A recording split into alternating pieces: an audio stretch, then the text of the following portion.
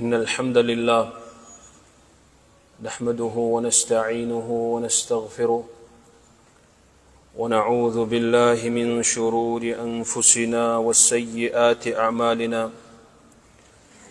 من يهده الله فلا مضل له ومن يضلل فلا هادي له وأشهد أن لا إله إلا الله وحده لا شريك له وأشهد أن محمدًا عبده ورسوله أرسله بالحق بشيرًا ونذيرًا بين يدي الساعة من يطع الله ورسوله فقد رشد واهتدى ومن يعص الله ورسوله فقد ضل وغوى يا أيها الذين آمنوا اتقوا الله حق تقاته ولا تموتن إلا وأنتم مسلمون يا أيها الناس اتقوا ربكم الذي خلقكم من نفس واحدة وخلق منها زوجها وبث منهما رجالا كثيرا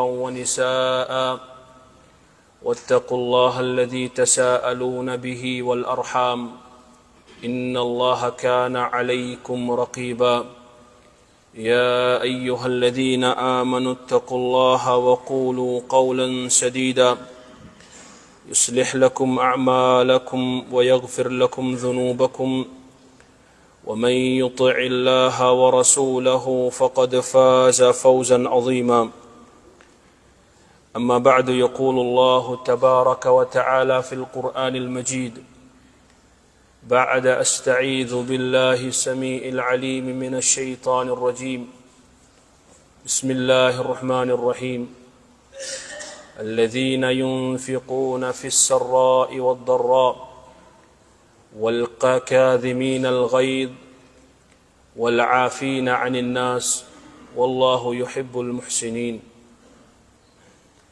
اما بعد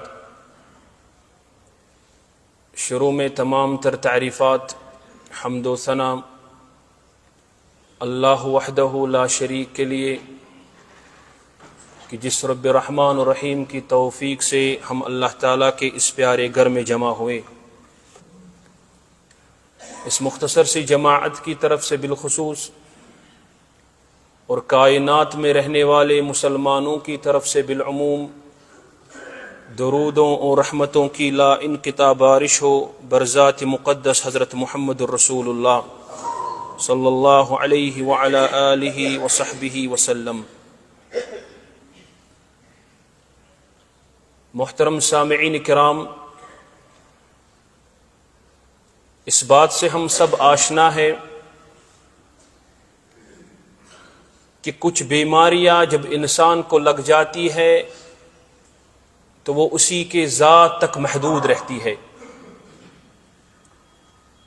اور کچھ بیماریاں ایسی بھی ہیں کہ جو متعدی ہوتی ہیں، جن کا اثر انسان کی ذات پر اور اس سے بعد لوگوں پر بھی ہوتا ہے.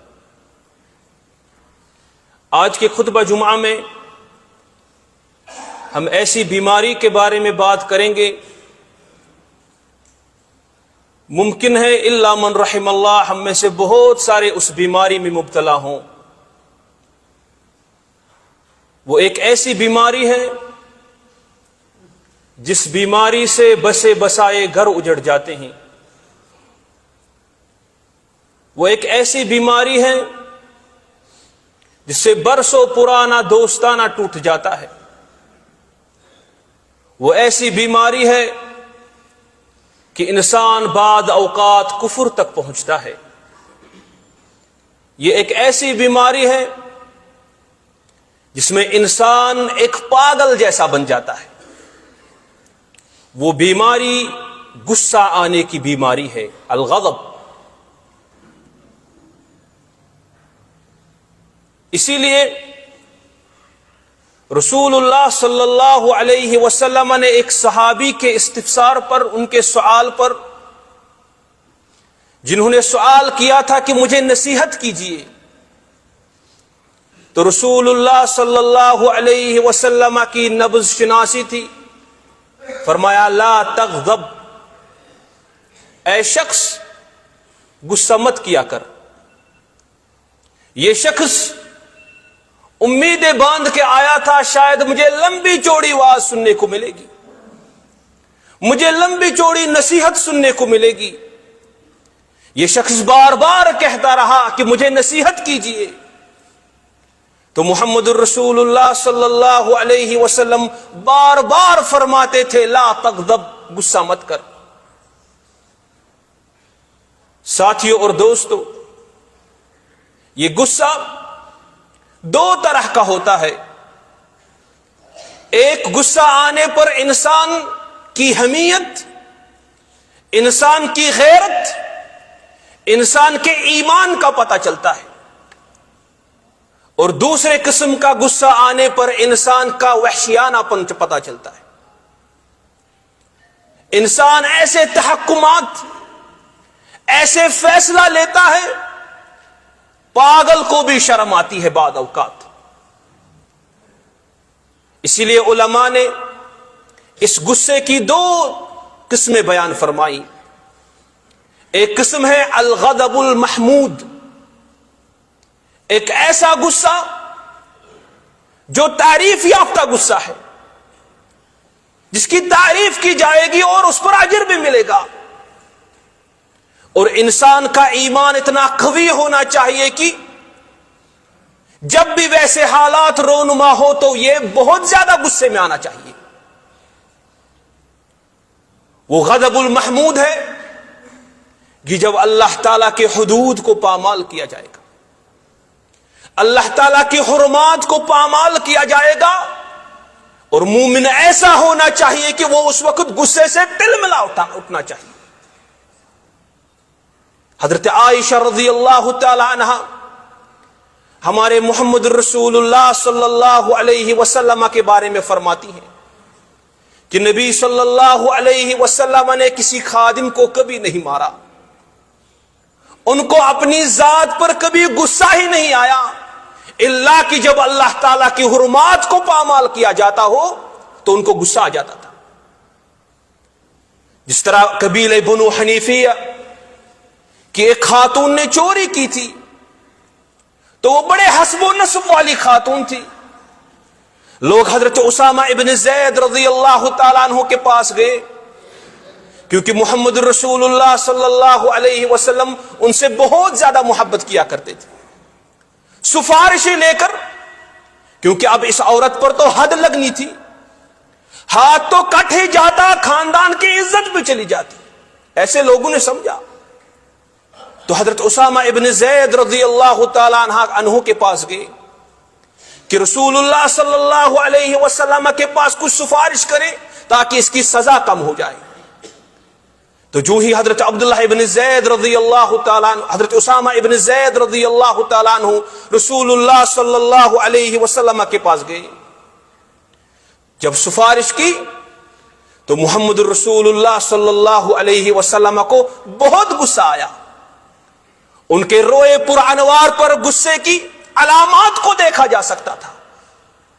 اٹھے, باہر گئے, منبر لگوایا اور اعلان کیا کہ تم سے پہلے جو لوگ تھے وہ ہلاک ہوئے اس وجہ سے کہ جب ان میں کوئی بڑا چوری کرتا تھا اس پر حد لگ جاتی ہے, بڑا چوری کرتا تھا اس پر کوئی حد نہیں لگتی تھی. اب اگر کمزور چوری کرتا تھا اس پر حد لگا دیا جاتا تھا. اب سنو, اعلان سنو, لو ان فاطمہ بنت محمد سرقت لقطع محمد یدہا. غصے میں فرمایا, اور یہ اللہ تعالیٰ کی حرمات کی پاسداری کے لیے غصہ تھا, یہ محمود ہے. اگر محمد رسول اللہ صلی اللہ علیہ وسلم کی دختر اختر بھی چوری کرتی تو محمد اس کا ہاتھ کاٹ لیتا. کوئی انسان کو غصہ تب آنا چاہیے جب اللہ تعالیٰ کی حرمات کو پامال کیا جاتا.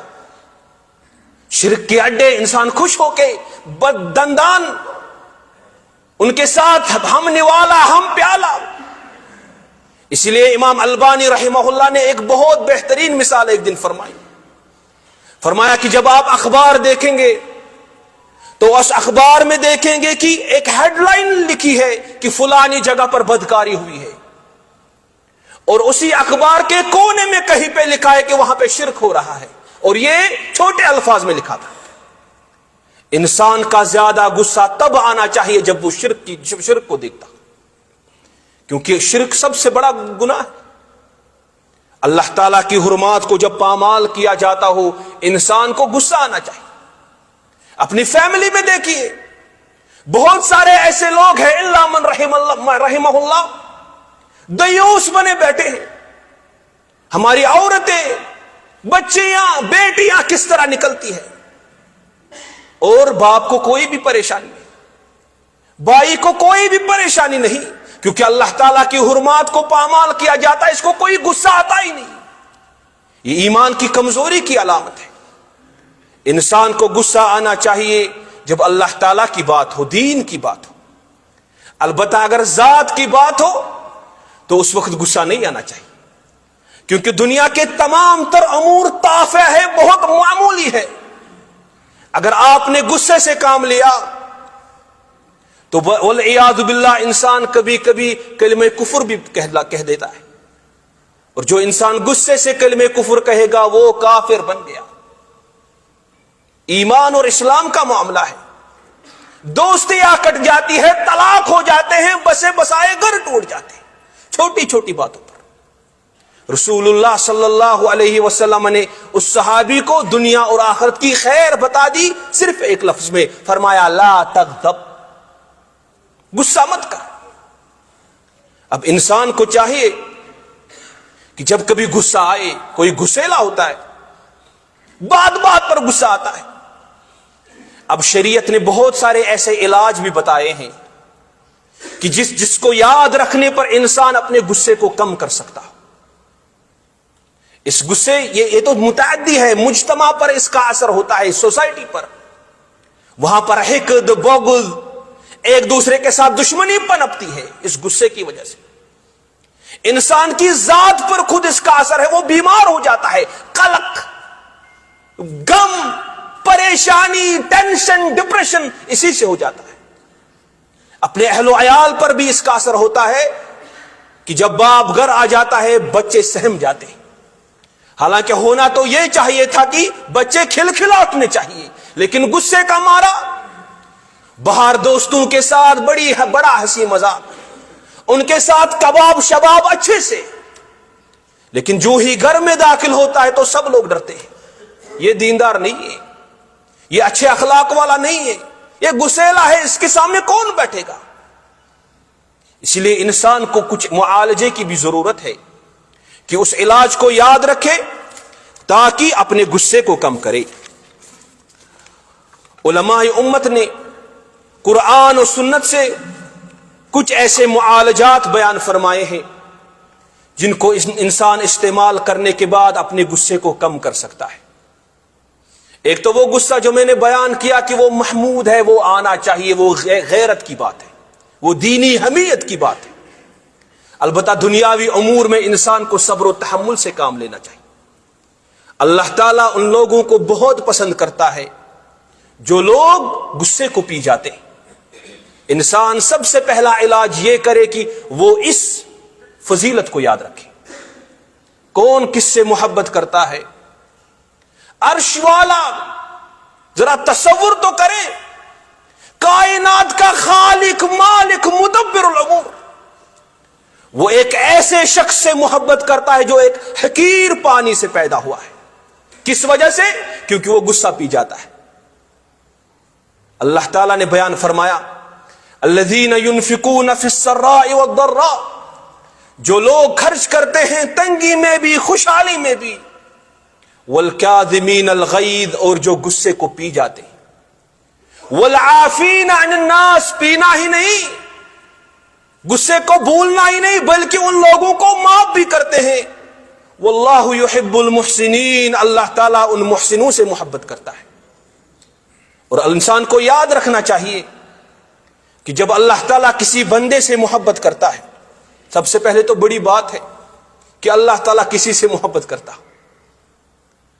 تو اللہ تعالیٰ اس محبت کو توسع بخشتا ہے، اس کو وسیع سے وسیع تر بناتا ہے. جس طرح محمد رسول اللہ صلی اللہ علیہ وسلم نے بیان فرمایا ان اللہ اذا احب عبدا نادى جبریل یا جبریل ان اللہ یحب فلانا فاحبہ. جب اللہ تعالیٰ کسی بندے سے محبت کرتا ہے تو اللہ تعالیٰ جبریل کو بلاتا ہے, اس کو منادی دیتا ہے, اے جبریل فلانی بندے سے اللہ تعالیٰ محبت کرتا ہے, تو بھی اس سے محبت کر.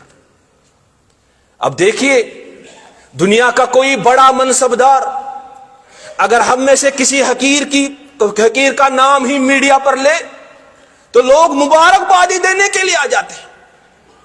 ذرا تصور تو کرے اس محبت اللہ تعالیٰ اس بندے کا نام عرش عظیم پر لیتا ہے. کتنی حوصلہ افزائی کی بات ہے. اور جب انسان جو غسیلا ہو اس کو یہ بات یاد رہے گی, واللہ اس کا غصہ بہت کم ہو جائے گا. وہ دنیا کے تمام تر امور کو بہت چھوٹا سمجھے گا, کیونکہ اللہ تعالیٰ کی محبت سب سے بڑی ہے. پھر حضرت جبریل بھی اس سے محبت کرنے لگتا ہے. پھر جبریل علیہ السلام آسمان کے لوگوں میں منادی دیتا ہے کہ اے آسمان کے لوگوں, اللہ تعالیٰ فلانی سے محبت کرتا ہے, تم بھی اس سے محبت کرو. پھر آسمان کے فرشتے بھی اس سے محبت کرنے لگتے ہیں. ذرا تعداد تو سمجھیے ان آسمانی فرشتوں کی جن کے بارے میں محمد رسول اللہ صلی اللہ علیہ وسلم نے بیان فرمایا کہ بیت المعمور کا طواف ہر روز 70,000 فرشتے کرتے ہیں. جس نے ایک بار طواف کیا قیامت تک کبھی باری آئے گی نہیں. اتنی تعداد ہے. پھر فرمایا رسول اللہ صلی اللہ علیہ وسلم نے ثم یوضع له القبول فی الارض, اس کے بعد اس محبت کو زمین پر اتارا جاتا ہے. پھر مخلوق کے دلوں میں اس شخص کی محبت ڈالی جاتی ہے. ذرا مخلوق کا حساب تو کیجئے. سمندر میں رہنے والی مچھلیاں, زمین کے نیچے پتھروں کے نیچے رینگنے والے کیڑے, چینٹیاں, جنگلی جانور, وحوش و طیور, انسان, سب کے دل میں اللہ تعالیٰ اس شخص کی محبت ڈال دیتا ہے. کوئی انسان یاد رکھے کہ اگر میں غصے کو پی جاؤں گا اللہ تعالیٰ مجھ سے محبت کرے گا. دوسری بات, جب بھی کبھی غصہ آئے یاد رکھے کہ یہ شیطان کی طرف سے ہے. اب دیکھیے بناوٹ انسان کی, انسان کو مٹی سے پیدا کیا گیا اور مٹی ہمیشہ سکون اور وقار نیچے ہی رہتی ہے. جبکہ آگ جس سے شیطان کو پیدا کیا گیا, ابلیس کو پیدا کیا گیا, وہ ہمیشہ اونچائی چاہتی ہے, اس میں طغیانی اور سرکشی ہوتی ہے. اور یہ غصہ انسان کو بھڑکاتا ہے. یہ شیطانی اوامر اور اس کے وسواس سے ہوتا ہے اور شیطان اس کو اور زیادہ بھڑکاتا ہے. جس طرح محمد رسول اللہ صلی اللہ علیہ وسلم کے سامنے 2 صحابہ تھے جن کا آپس میں تھوڑا نزاع ہو گیا, لڑائی ہو گئی. تو ایک دوسرے کو سنا رہے تھے تو اس میں سے ایک کی آنکھیں بڑی لال ہو گئی, اس کا چہرہ غصے سے پھول گیا. تو نبی کریم صلی اللہ علیہ وسلم نے فرمایا کہ میں ایک ایسا کلمہ جانتا ہوں اگر یہ کہے تو اللہ تعالیٰ اس کا غصہ دور فرمائے گا, اعوذ باللہ من الشیطان الرجیم. یاد رکھیں, اس کو ہمیشہ پڑھیں جب بھی غصہ آئے, اعوذ باللہ من الشیطان الرجیم. اسی طرح علاج میں سے ایک اور علاج, انسان خاموش رہے. ضروری نہیں کہ آپ ہر ایک بیوی کچھ کہہ رہی ہو آپ بات پہ بات سنائے جا رہے ہیں, بچے کہہ رہے ہیں بات پہ بات سنائے جا رہے ہیں. حتیٰ کہ اتنی بدبختی ہے باپ ماں کچھ کہہ رہی ہے تو اس کو بھی سنایا جا رہا ہے. ضروری نہیں کہ آپ ہر ایک بات کا جواب دیں, اس سے آپ کم نہیں ہو جائیں گے. کیونکہ یہ تو تعلیم نبوی ہے کہ جب غصہ آ جائے تو خاموش رہا کرو, کیونکہ غصے میں انسان اپنے دماغ کے ہوش و حواس کھو دیتا ہے. غصے میں کبھی کہتا ہے بیوی کو طلاق ہے, خلاص. نعوذ باللہ کبھی اللہ تعالیٰ کو بھی گالی دیتا ہے, نعوذ باللہ. شریعت کو بھی کچھ کہتا ہے, قرآن کو بھی کچھ کہتا ہے, کیونکہ اس کی عقل ضائع ہو جاتی ہے. تو رسول اللہ صلی اللہ علیہ وسلم نے فرمایا علموا ويسروا ولا تعسروا فإذا غضب أحدكم فليسكت. سکھایا کرو، آسانیاں پیدا کرو، سختیاں نہ کرو، اور جب تم میں سے کسی کو غصہ آئے تو اس وقت خاموش رہا کرو. فلیسکت، کیونکہ جس نے خاموشی اختیار کی، یہ میں اس غصے کے بارے میں کہہ رہا ہوں جو دین کے علاوہ غصہ ہے، جو مذموم ہے، جس کی مذمت ہوتی ہے. تو نبی صلی اللہ علیہ وسلم کے ارشاد کے موجب انسان کو خاموش رہنا چاہیے. ہم اللہ تعالیٰ سے دعا کرتے ہیں اللہ تعالیٰ ہمیں ایسی بیماری سے محفوظ فرمائیں. اقول قولی ھذا واستغفر اللہ لی ولکم ولسائر المؤمنین.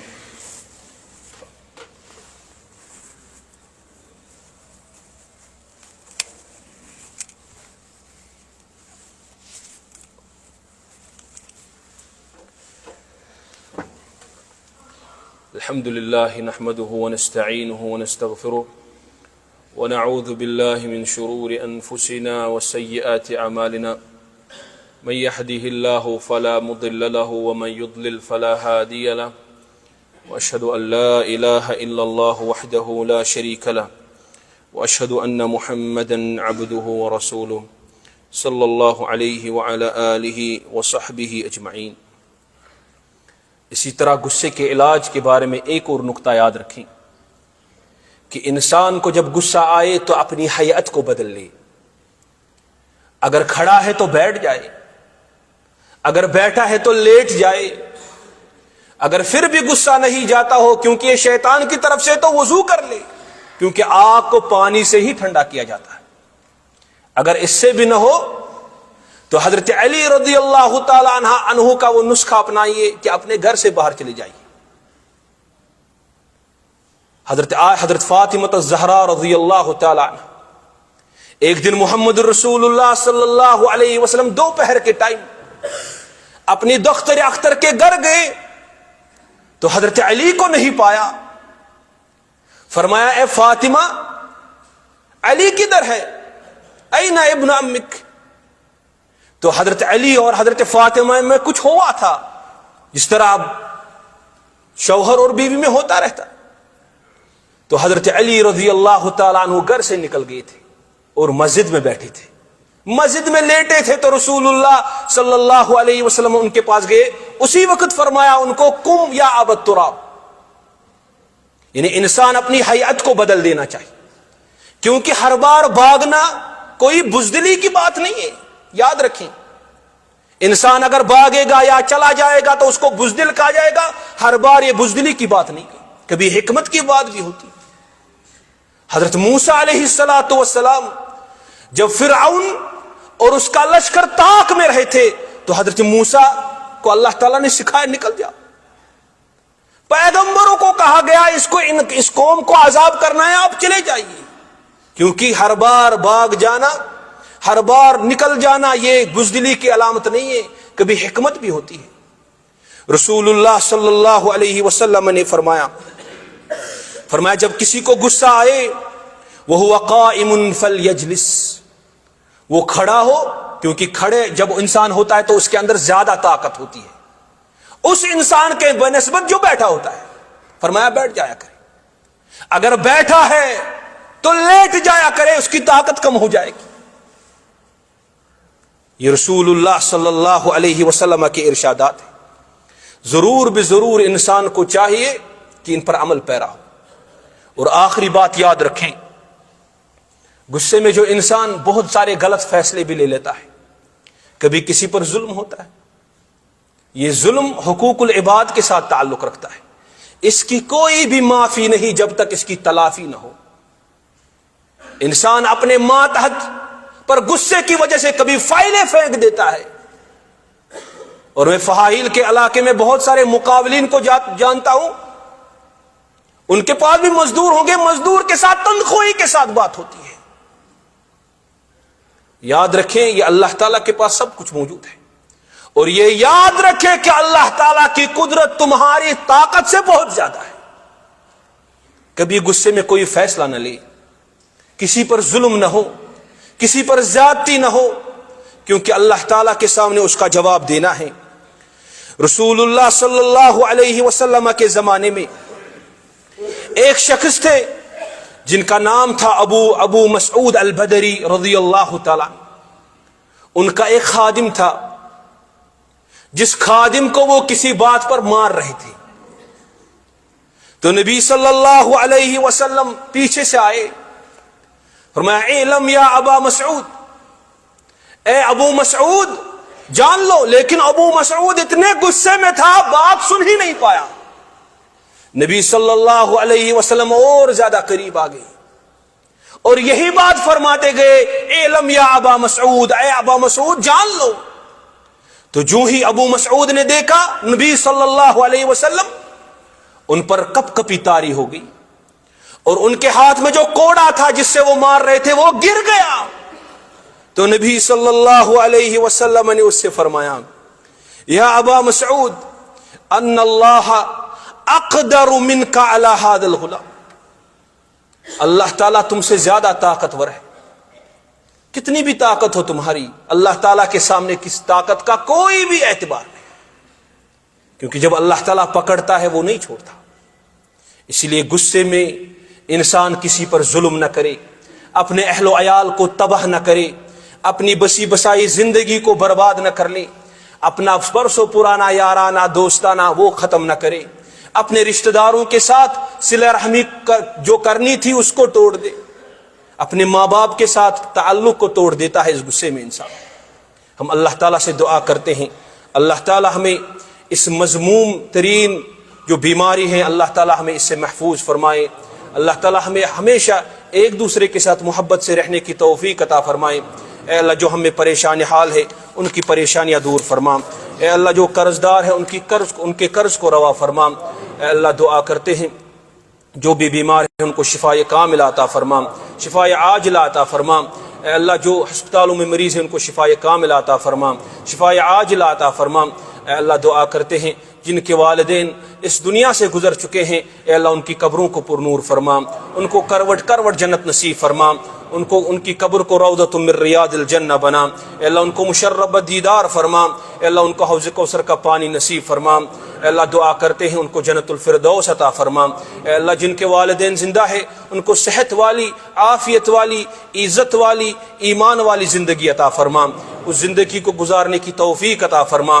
اے اللہ ہماری ممالک میں ہمارے دوست احباب رشتہ دار والدین اے اللہ ان پر اپنے برکات اور رحمات کا نزول فرما. اے اللہ ہم پر بھی اپنے برکات اور رحمات کا نزول فرما. اے اللہ ہماری عزت میں برکت عطا فرما، ہمارے رزق میں برکت عطا فرما، ہمارے مال میں برکت عطا فرما. اے اللہ ہمیں ہمیشہ حلال خوری کرنے کی توفیق عطا فرما، حرام سے اجتناب کرنے کی توفیق عطا فرما. اے اللہ دعا کرتے ہیں جو کچھ کہا جو کچھ سنا اے اللہ ان بتائے ہوئے لمحات، ان کہے ہوئے الفاظ کو ہماری نیکیاں بنا کر ہمارے میزان حسنات میں شامل فرما. اے اللہ فلسطینی مسلمانوں کی مدد فرما، غزہ کے مسلمانوں کی مدد فرما. اے اللہ یہود کو تباہ و برباد فرما، ان کے اسلحے کو تباہ و برباد فرما. اے اللہ دعا کرتے ہیں ان کی تدبیر کو ان کی بربادی کا سامان بنا. اے اللہ جہاں کہیں پہ بھی مسلمان مظلوم اے اللہ ان کی مدد فرما. اے اللہ ظالموں کو ہم سے دور فرما. اے اللہ ظالموں کو ہم سے دور فرما. اے اللہ ہمارے ممالک میں امن و امان رہنے کی توفیق عطا فرما. اے اللہ اس دولت الکویت کو امن کا گہوارہ بنا. اے اللہ اس دولت الکویت کو امن کا گہوارہ بنا. اے اللہ یہاں کے امیر محترم کو صحت و عافیت والی زندگی عطا فرما، صحت و عافیت والی زندگی عطا فرما. یہاں کے لوگوں کو اے اللہ صحت و عافیت والی زندگی عطا فرما. اے اللہ دعا کرتے ہیں ہمیں سچ بولنے کی توفیق عطا فرما. عباد اللہ ان اللہ یأمرکم بالعدل والإحسان وإیتاء ذی القربى وینہی عن الفحشاء والمنکر والبغی یعظکم لعلکم تذکرون. اذکروا اللہ یذکرکم واشکروہ علی نعمہ یزدکم انہ تعالی جواد کریم ملک بر رب الرؤوف الرحیم. والسلام علیکم ورحمۃ اللہ وبرکاتہ واقیموا الصلاۃ. السلام علیکم ورحمۃ اللہ وبرکاتہ. ناظرین اکرام، اسلامک ٹی وی اس چینل کو ابھی تک جنہوں نے سبسکرائب نہیں کیا ہے برائے مہربانی اس چینل کو سبسکرائب ضرور کریں اور ہر دن کی اپڈیٹ کے لیے اس کے ساتھ ہی ایک بیل ایک گھنٹی کا نشان آئے گا، اس سے آپ ضرور پریس کریں اور اسے دبا کر آپ ہمارے ساتھ تعاون فرمائیں۔ جزاک اللہ خیر۔ السلام علیکم ورحمۃ اللہ وبرکاتہ۔